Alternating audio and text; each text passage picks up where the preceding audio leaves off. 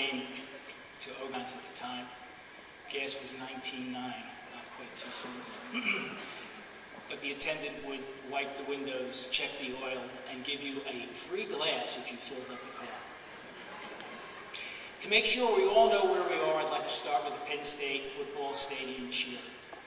When I point to this section, please shout, "We are." When I point to this section, please respond, "Penn State." We are Penn State!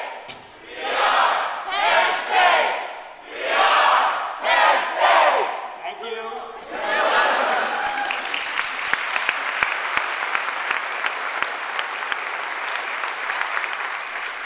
Good Penn State manners. Now a warm welcome to friends, family, faculty members, and honored guests who are here today to congratulate this brilliant class of 2010. We have among us 3 students who have a grade point average of 4.0 and 2 students who have achieved a grade point average of 3.99.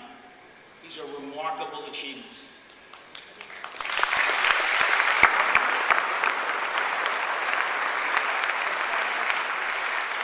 But all of you have made great achievements. If you are the first generation in your family to graduate from college, please stand up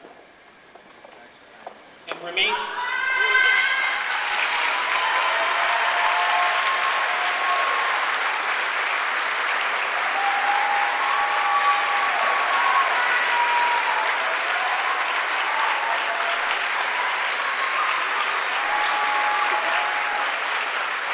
Please remain standing. If you have received any type of financial assistance, an award, a scholarship, a loan, please also join those standing. Any type of financial assistance. If you held a part-time job or a full-time job,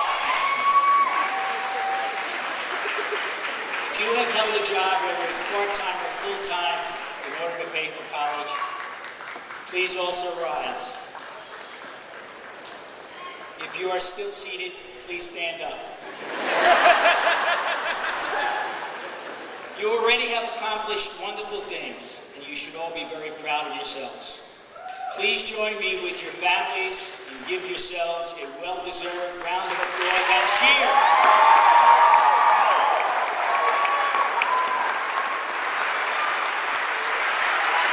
Congratulations. Now sit down, relax, and enjoy yourselves. At a luncheon not too long ago, one of your classmates asked me for investment advice. I want to share with you my response. You have already made the best and most important investment in your life, your education. Among other things, you've gained an understanding of our and other cultures. You've learned to accept others. You've gained an appreciation of the arts, and you've learned the importance of teamwork. Don't stop now. Continue to learn. Be curious. Ask questions. The more you learn and know, the more opportunities you have to be successful. And never forget that success is not necessarily measured in monetary terms. If you work merely for that Friday paycheck, you will be miserable. Do what you love and enjoy, and you will be successful. And it won't be work. On a monetary basis, research indicates that the median salary for a college graduate is $25,000 more per year than the median salary for a high school graduate. And over your lifetime, you will earn nearly double the earnings of the typical high school graduate. I hope that mentally that helps you to handle the debt that you have incurred in order to achieve your goal. Now a serious question. What do we do with those extra earnings? Do we spend or save? I suggest you treat yourself like a corporation. Your salary are the corporate sales. Your expenses are the company expenditures. If your expenditures exceed your sales, you will go bankrupt. Spend less than you earn. Live within your means. Show a profit at the end of the year. Thomas Stanley and William Danko wrote a very interesting book entitled The Millionaire Next Door. I realize you finished a grueling year, but I strongly suggest you put this on your reading list. And don't worry, it's a very short book. The authors dispel a great many myths. People believe that most of the wealthy have inherited their money. Actually, 80% of the millionaires are first-generation wealthy. You recognize the names of the super wealthy. Bill Gates, Warren Buffett, Steve Jobs, Michael Dell.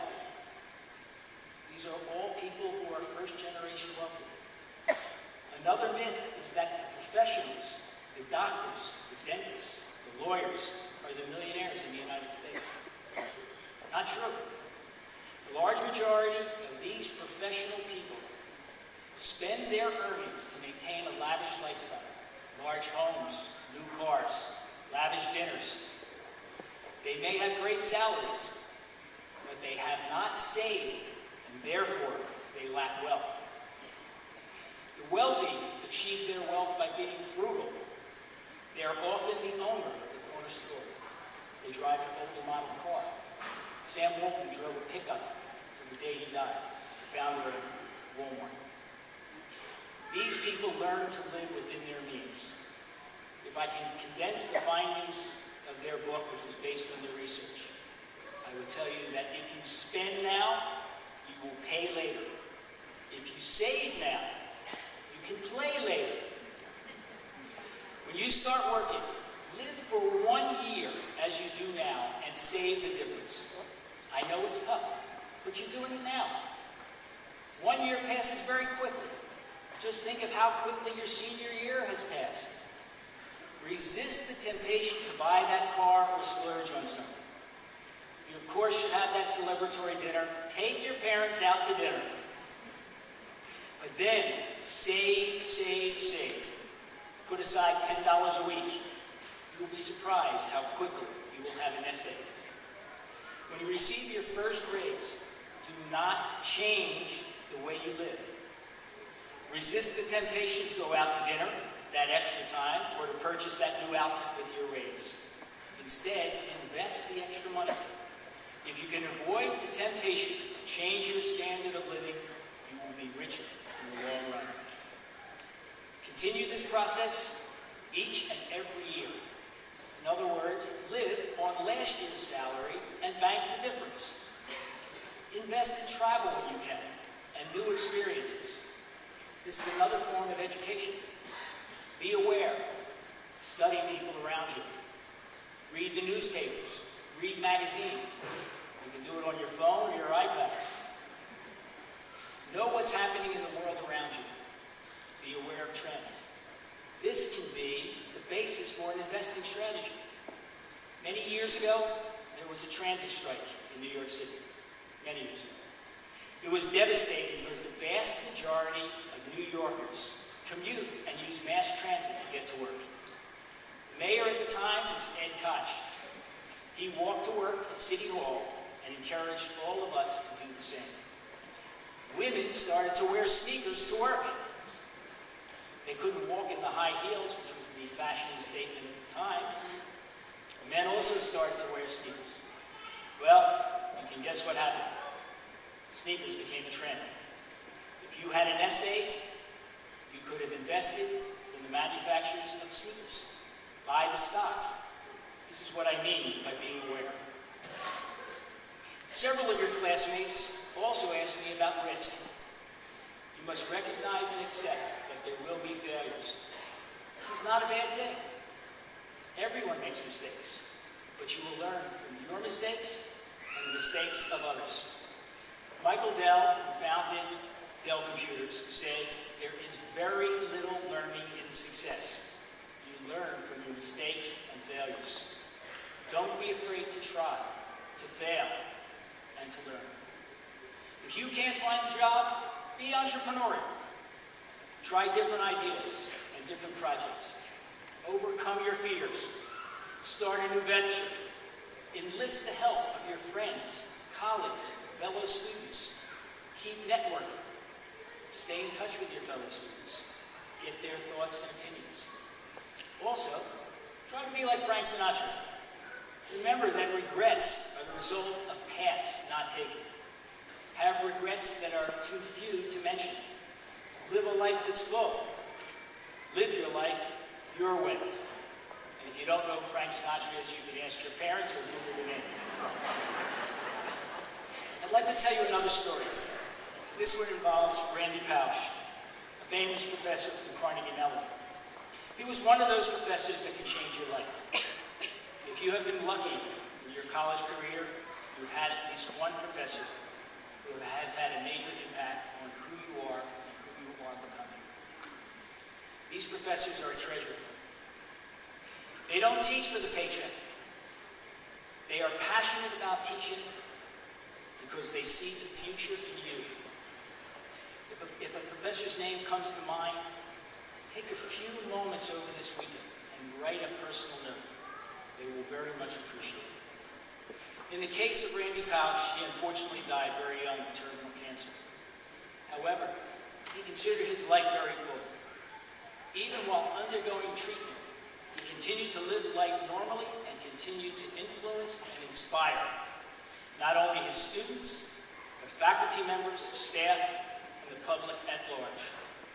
He wrote a book entitled The Last Lecture. It's based on his last lecture.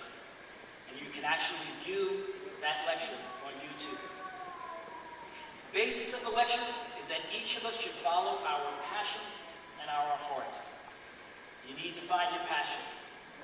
If you haven't found it yet, you will find it later. You may not find it until you're in your 30s, but do not give up on finding it and following it. You won't find it in things, and you won't find it in money, because the more you have, the more you will use that as your measuring stick and would like to get even more. You never have enough. They once asked John D. Rockefeller, "How much money is enough?" And he responded, "Just a little bit more." The important things are those that fill you from the inside. It's grounded in people and in your relationship with people. I strongly encourage you to watch that last lecture video on YouTube. Other students confessed to me that they were very nervous to leave the cocoon that is Abington and enter the big bad world. They're afraid of failing. How can they handle rejection? First, let me remind you how nervous you were when you graduated high school and started college and didn't know what to expect. Case of nerves. Normal, very normal. Let me tell you about Peggy Noonan. She's a famous author and a columnist for the Wall Street Journal. She was a speechwriter for and special assistant to President Ronald Reagan.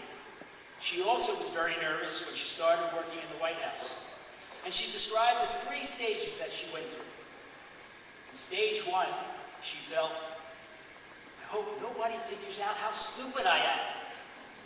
After a few months of working in the White House, she entered stage 2. "Hey, I'm as smart as everybody else that's here." A few months more in the White House, and she entered stage 3. "Oh my God, we're in charge?" You undoubtedly will go through similar experiences in your new job. It's common to feel this way. One final story. Several years ago, I attended a meeting of alumni who had contributed a great deal to Penn State. It was held at University Park. There were over 1,200 alumni in the room. Graham Spanier got up to speak. And if you passed your current history, you know he's the president of our fine university. He told us that most, if not all of us in attendance, would not make the grade and would not be accepted at Penn State today because standards have increased substantially. So you can consider yourselves smarter than all of the previous classes that attended Penn State. Fortunately, you need to be because the world is much more complex than when we graduated. My generation thought we could change the world. accomplished quite a lot. We also left you quite a mess. Don't be deterred. You can do marvelous things. Don't be afraid to try. Experiment. Innovate. Don't stop learning. Make your thoughts and comments known, especially to people in authority. You too can change the world for the better. America has a long way to go, and we need all the help we can get. Some of you will go on to accomplish great things in your lives, but all of you are capable of accomplishing good. Make a difference in society. It starts at home. Be an influence for good to your neighbors and your family. Be their hero. Remember your college experience and know that there will always be students who wish to continue their college education but cannot afford it. Help them in the same way that others helped you. Pay it forward. Be charitable. Give to your alma mater so that others can follow in your footsteps. And start as soon as you can. It can be small. Doesn't matter. Every little bit does help, and it can make a difference in someone's life. It's a great honor to speak at your commencement, and I want to thank you very much for this opportunity to speak.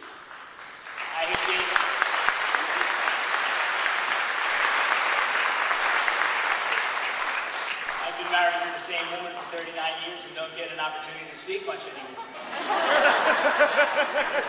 I want to wish each and every one of you much success in your career. Thank you.